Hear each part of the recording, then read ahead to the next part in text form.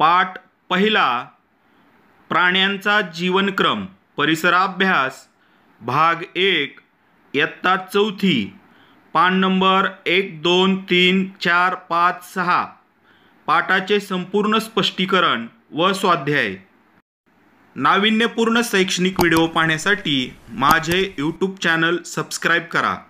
सांगा पाहू, कुत्र्याची पिल्ले आणि त्यांची आई पहा, त्यांच्यात साम्य दिसते का?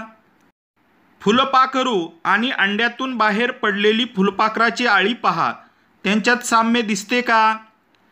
कुत्र्यात आणि त्याच्या आईमध्ये साम्य दिसते, मात्र फुलपाखरू आणि आळीमध्ये साम्य दिसत नाही। सांगा पाहू, कोंबडी अंडी घालते, त्या अंड्यातून पिल्ले बाहेर पडतात। मांजरीची पिल्ले अंड्यातून बाहेर पडतात का? मांजरीची पिल्ले अंड्यातून बाहेर पडत नाहीत। प्राण्यांची वाढ। शेळीचे करडू आणि पूर्ण वाढ झालेली शेळी यांच्या रूपात फारसा फरक नसतो। मांजरीची पिल्ले आणि मोठे मांजर यांच्यातही फारसा फरक नसतो। पिल्लू आईच्या पोटात वाढते, आईच्या पोटातून जन्म घेते। हे प्राणी अंडी घालत नाहीत, पण काही प्राणी अंडी घालतात। कोंबडीच्या पिल्लांचा अंड्यातून जन्म। मुंग्या, फुलपाखरे, मासे, बेडूक, साप हे सर्व प्राणी अंडी घालतात। या प्राण्यांची अंडी सहसा आपल्या पाहण्यात येत नाहीत। काही अगदी चिटुकल्या प्राण्यांची अंडी खूप लहान असतात, ती तर आपल्याला सहजासहजी दिसणारही नाहीत, म्हणून हे प्राणी अंडी घालतात हे आपल्या लक्षात येत नाही। पण कोंबडी अंडी घालते हे आपल्याला नक्की माहिती असते। कोंबडीची अंडी सहज दिसू शकतील इतपत मोठी असतात। नवा शब्द शिका, अंडी उबवणे। अंड्यांना ऊब देण्यासाठी कोंबडीने अंड्यावर बसून राहण्याला अंडी उबवणे म्हणतात। कोंबडी अंडी घालते, अंड्यामध्ये पिलांची वाढ होण्यासाठी उबेची गरज असते। त्यासाठी अंडी घातल्यानंतर कोंबडी अंड्यावर बसून राहते व अंडी उबवते। अंड्यामधील पिल्ले हळूहळू वाढू लागतात। वाढ पूर्ण झाली की पिल्लू अंड्याचे कवच फोडून बाहेर पडते। पिल्ले थोडी मोठी होईपर्यंत कोंबडी त्यांची काळजी घेते। माहीत आहे का तुम्हाला, जेव्हा कोंबडी अंडी उबवत असते तेव्हा ती अंड्याच्या काळजीपोटी आक्रमक बनते। अंड्यांच्या जवळ कोणी गेले तर ती त्यांच्या अंगावर धावून जाते। जरा डोके चालवा, कोंबडी आणि कोंबडीचे पिल्लू यांच्यात कोणकोणत्या बाबतीत सारखेपणा आहे? रूपांतरण। शेळीचे करडू आणि शेळी यांच्यात सारखेपणा आहे। कोंबडीचे पिल्लू आणि कोंबडी यांच्यातही सारखेपणा आहे, पण फुलपाखराची आळी आणि फुलपाखरू यांच्यात मात्र खूपच फरक आहेत।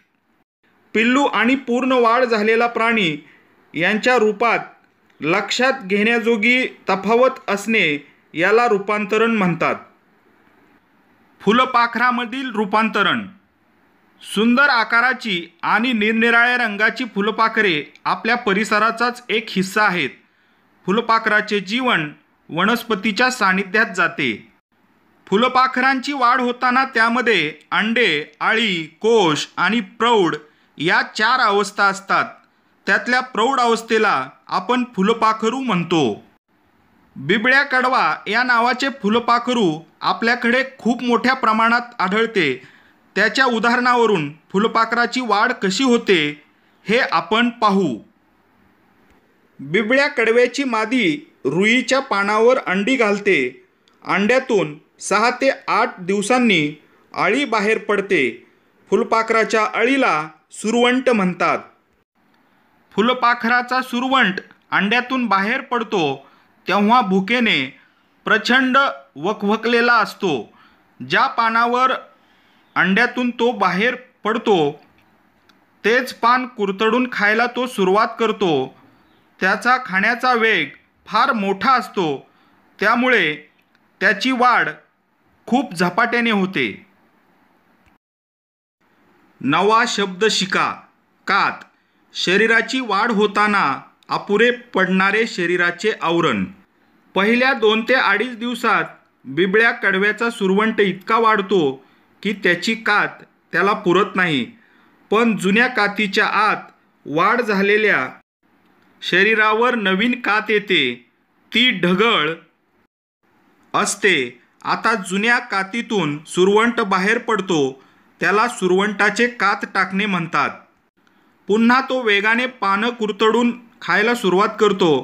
पुन्हा त्याची झपाट्याने वाढ होते. 2 ते 2.5 दिवसांनी तो परत कात टाकतो. अशा रीतीने तो 4 वेळा कात टाकतो. बिबळ्या कडवा प्रकारचे फुलपाखरू सुरवंट अवस्थेत 10 ते 12 दिवस असते. 5व्या वेळी वाढ पूर्ण झाली की सुरवंट आपल्या खालच्या ओठातून एक प्रकारचा रेशमासारखा लांबलचक धागा काढतो. स्वतःभोवती तो धागा लपेटून घेत घेत छोटेसे आवरण तयार करतो. त्या आवरणाला कोश म्हणतात. वाढीच्या या अवस्थेला कोशावस्था म्हणतात. शेजारी चित्रात दाखवलं आहे. कोशाच्या आत बिबळ्या कडवा 11 किंवा 12 दिवस असतो. या अवस्थेत तो काहीही खात नाही. पण त्याने स्वतःभोवती निर्माण केलेल्या आवरणाच्या आत त्याच्या शरीरात महत्त्वाचे बदल घडून येत असतात. पायाची लांबी वाढते. आकर्षक पंख निर्माण होतात. हे त्यापैकी काही बदल आहेत. आवरणाच्या आत बिबळ्या कडव्याची वाढ पूर्ण होते. नंतर प्रौढ अवस्थेतले फुलपाखरू कोशाच्या आवरणातून बाहेर येते. सर्व फुलपाखराची वाढ याच पद्धतीने होते. शेजारच्या चित्रात बिबळ्या कडवा फुलपाखरू दाखवलेले आहे. माहीत आहे का तुम्हाला प्रत्येक प्रकारच्या फुलपाखराची मादी कोणत्या प्रकारच्या वनस्पतीच्या पानावर अंडी घालणार हे ठरलेले असते. निरनिराळ्या प्रकारच्या फुलपाखरामध्ये अंड्यातून सुरवंट बाहेर येण्याचा काळ कमी जास्त असतो. सुरवंटामध्ये खूप विविधता असते. निरनिराळ्या प्रकारचे सुरवंट निरनिराळ्या रंगाचे असतात. त्यांचे शरीर लांबुळके असते. अनेक सुरवंटाच्या अंगावर केसासारखे तंतू असतात. निरनिराळी फुलपाखरे चित्रामध्ये दाखवलेली आहेत. माहीत आहे का तुम्हाला स्वच्छ निवडलेले धान्य आपण डब्यात भरून ठेवतो. तरीही काही दिवसांनी डब्याचे झाकण काढले तर त्यात किडे झालेले दिसतात. धान्याच्या गोदामात, वाण्याच्या दुकानात, आपल्या घरी अशा कोणत्याही ठिकाणी कीटक असू शकतात. कीटकाच्या मादीने या धान्यात अंडी घातली तरी ती आपणाला दिसू शकत नाहीत, कारण ती आकाराने खूप लहान असतात. धान्य साठवलेल्या डब्यातील हवा आणि ऊब त्या अंड्यांच्या वाढीस पुरेशी असते. म्हणूनच डब्यात त्यांची वाढ होत राहते. त्यांच्याही अंडी, सुरवंट, कोश, प्रौढ अशा अवस्था असतात. आपण डबा उघडतो तेव्हा धान्यात कीटक ज्या अवस्थेत असतात त्या अवस्थेत आपल्याला पाहायला मिळतात. आपण काय शिकलो? कोंबडीच्या अंड्यामध्ये पिल्लाची वाढ होण्यासाठी कोंबडी अंडी उबवते. पूर्ण वाढ झालेले पिल्लू कवच फोडून बाहेर येते. फुलपाखराच्या वाढीच्या अंडी, अळी, कोश आणि प्रौढ या 4 अवस्था असतात. बिबळ्या कडवा या नावाचे फुलपाखरू रुईच्या पानावर अंडे घालते. अंड्यातून अळी बाहेर पडते. तिला सुरवंट म्हणतात. वाढ पूर्ण झाल्यानंतर सुरवंट स्वतःभोवती एक आवरण तयार करतो. त्याला कोश म्हणतात. कोशातून पूर्ण वाढ झालेले फुलपाखरू बाहेर पडते. त्यावेळी त्याला 6 लांब पाय असतात. आकर्षक पंख असतात. हे नेहमी लक्षात ठेवा. फुलपाखरे आपल्या परिसराचाच एक भाग आहेत. गंमत म्हणून फुलपाखरे पकडणे, त्यांना दोरीने बांधून ठेवणे चुकीचे आहे. या पाठावरील स्वाध्याय आपण पाहूयात. प्रश्न आ. थोडक्यात उत्तरे लिहा. पहिला प्रश्न. कोंबडीला अंडी का उबवावी लागतात? उत्तर: अंड्यामध्ये पिलांची वाढ होण्यासाठी उबेची गरज असते, त्यासाठी कोंबडीला अंडी उबवावी लागतात. प्रश्न 2. अंडी उबवण्याच्या काळात कोंबडी आक्रमक का होते? उत्तर: जेव्हा कोंबडी अंडी उबवत असते तेव्हा ती अंड्याच्या काळजीपोटी आक्रमक बनते. अंड्याच्या जवळ कोणी गेले तर ती त्यांच्या अंगावर धावून जाते. प्रश्न 3. फुलपाखराच्या वाढीच्या 4 अवस्था कोणत्या?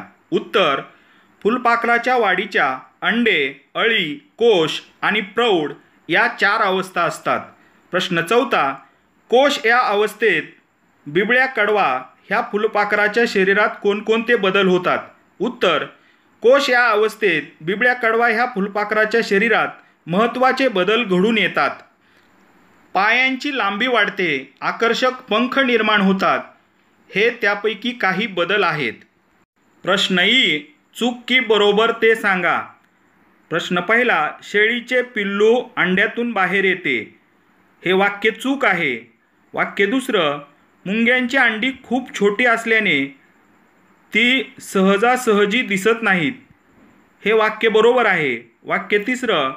अंड्यातून फुलपाखराचे सुरवंट बाहेर पडतात तेव्हा त्यांना फारशी भूक नसते. हे वाक्य चूक आहे. प्रश्न ई. गाळलेले शब्द भरा. पहिलं वाक्य: फुलपाखराची मादी वनस्पतीच्या पानावर टिंबटिंब घालते. गाळलेल्या ठिकाणी अंडी हा शब्द येईल. वाक्य 2. फुलपाखरांच्या टिंबटिंब सुरवंट म्हणतात. गाळलेल्या जागी आळीला हा शब्द येईल.